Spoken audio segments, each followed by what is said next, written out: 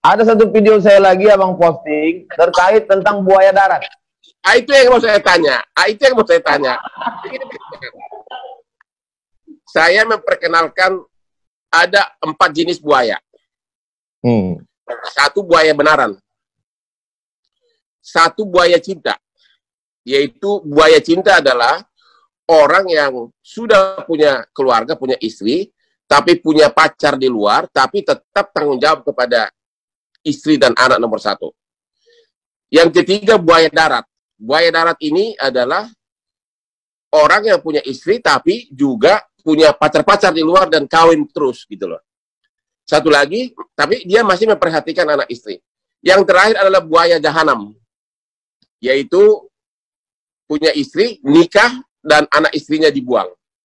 Menurut Pak Ustadz, dari buaya asli kan buaya yang hidup di laut.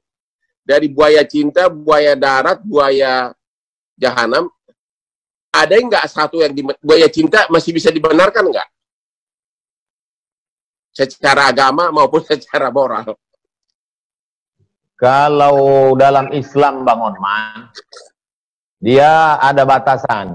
Jadi ada emergency door, Jadi macam kita naik pesawat itu, kata si pramugari, ladies and gentlemen, ini ada pintu keluar, pintu masuk, satu ini saja. Tapi kalau pesawat ini nanti meletup masuk jurang, ini pintu kiri bisa kau buka, kata dia. Itulah dia poligami ya gitu. Jadi selama dia pernikahan resmi, kemudian sekarang diikat oleh aturan negara, ada izin istri pertama yang disahkan ke pengadilan, itu banyak yang udah saya ajarkan, tapi saya belum mengamalkannya. Nah itu, jadi masih dibenarkan. Kalau dia diakui secara hukum negara dan agama. Begitu Bang Otman. Tapi, apa itu bisa bersifat adil? Kalau misalnya istri yang kedua itu adalah wanita artis umur 21 yang sangat mulus, pasti pemikiran si suami kan pengen kesana melulu daripada istri pertama. Bagaimana itu Pak Ustadz mengatasinya? Makanya diikat dia Bang. Diikat harus ada izin istri pertama. Selama tidak ada izin istri pertama tidak akan bisa. Macam mana dia bisa ditangkap polisi dia? Kecuali dia punya duit banyak menyewa pengacara Bang Hotman. Atau ke Kopi Joni. Begitu ya. Bang Hotman, pertemuan kita ini kan banyak yang suka, banyak yang tidak. Bang Hotman punya lovers, banyak sekali.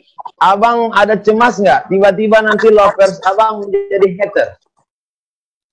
Saya sudah merasakan itu di IG saya, itu sudah banyak yang mengkritik. Ngapain sih katanya? Ya, ngapain sih? Itu beginilah. Tapi kan saya melihat bukan soal pro dan kontranya, saya kan hanya mau substansi berdiskusi. Kalau soal agama, saya selalu berprinsip bahwa kalau saya lahir di Pekanbaru, mungkin di kampungnya Pak Ustadz, saya akan menjadi Islam. Demikian juga kalau Pak Ustadz lahir di kampung saya di Tapanuli, bisa-bisa Pak Ustadz juga masuk keluarga Kristen. Atas dasar itulah saya mengatakan kadang-kadang saya beragama itu adalah bagian dari kodrat saya lahir di dunia. Jadi tidak ada alasan untuk membenci agama lain. Makanya saya itu sangat dekat dengan berbagai pesantren. Walaupun nama saya marga saya Hutapea, saya sudah dapat gelar Gus Lora, Gus dari Tebu Ireng, ya. Di Jombang, ya.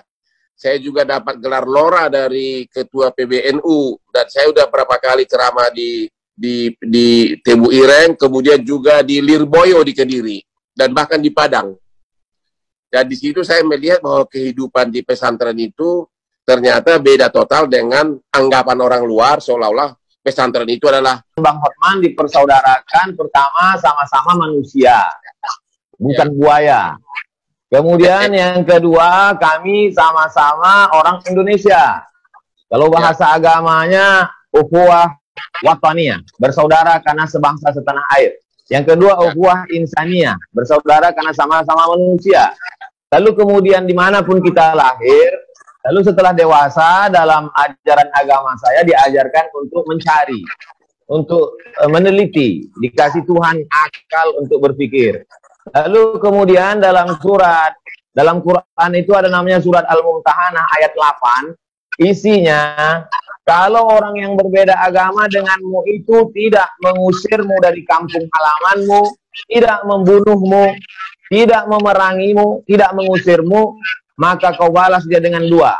Berbuat baiklah engkau kepada dia dan bersikap adillah engkau.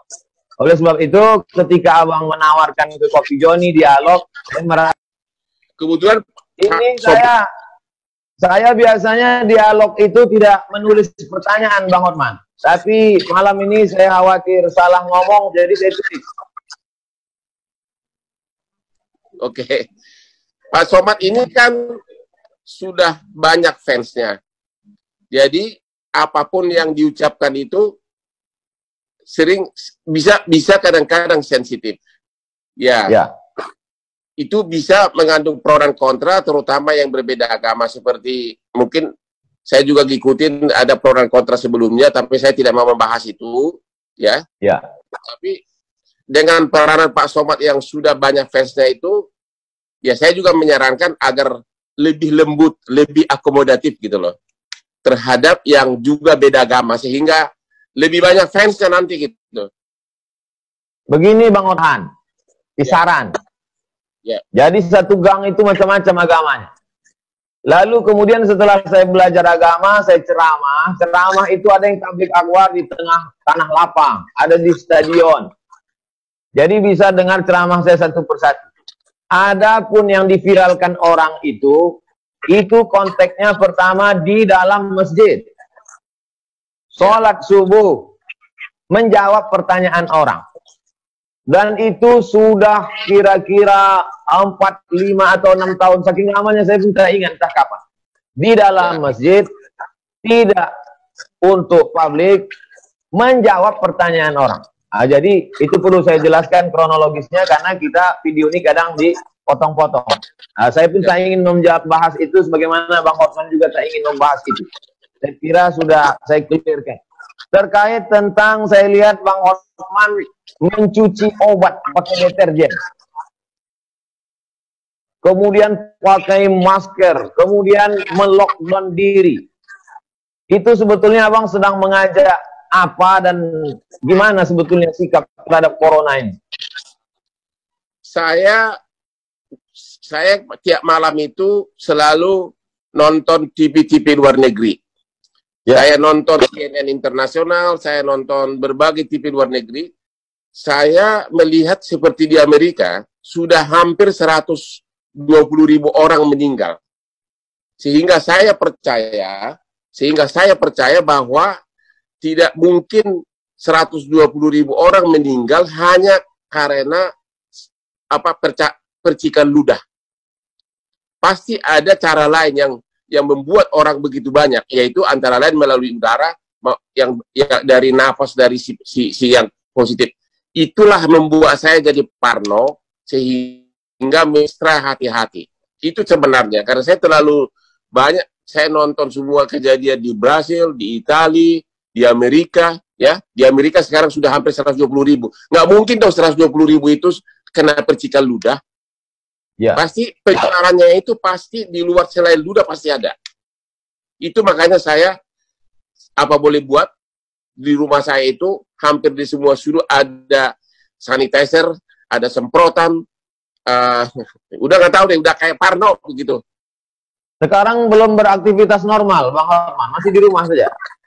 Justru dunia terbalik karena dengan corona ini mau tidak mau kan orang harus mencari lawyer terbaik kan. Banyak perbankan yang setiap hari, barusan saya sebelum Zoom dengan Bapak, Pak Ustadz, barusan saya dengan direksi bank ini, justru saya panen pekerjaan. Karena waktu krisis moneter tahun 98, persis seperti sekarang, saya lah lawyer yang paling dapat rezeki waktu krisis 98. Bahkan saya 20 tahun, disitulah saya dekat sama keluarganya Prabowo, Hasim. Perusahaannya Prabowo semua saya yang menyelamatkan dari kepailitan waktu krisis moneter tahun 98. Makanya sampai sekarang silaturahmi sama keluarga Prabowo sama Hasim tetap berjalan. Dan sekarang ini pun dengan adanya krisis moneter, krisis corona berakibat kepada banyak benar transaksi-transaksi menjadi terganggu akhirnya butuh pengacara. Jadi saya sekarang kerja di rumah, kantor saya kan kebetulan dekat. Jadi anak buah saya di rumah, aku egois melindungi diri di rumah. Jadi OB yang selalu kirim dokumen. Dan kalau ada meeting, saya nggak mau, selalu pakai Zoom. Tapi kalau sidang anak buah yang perang, saya kontrol dari kantor. Jadi super busy, Pak. Dan endorse juga banyak banget. Mungkin Ustadz bisa lihat di IG saya, berbagai, bahkan sebagian besar malah ibu-ibu minta di endorse karena memang mata pencahariannya sudah tidak ada, minta agar makanannya dia buka restoran agar laku. Jadi memang super busy. Ya. Terkait waktu krisis moneter tahun 98, sayalah yang menangani pertama kepailitan di Pengadilan Niaga.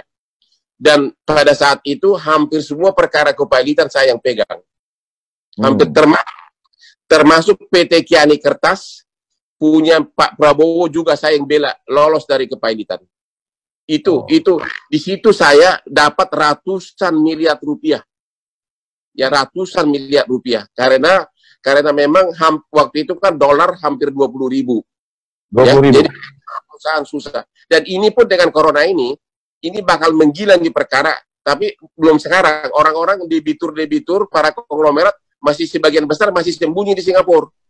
Nanti begitu pun mulailah terjadi perkara karena banyak kontrak yang terputus. Saya panen lagi begitu. Artinya apa?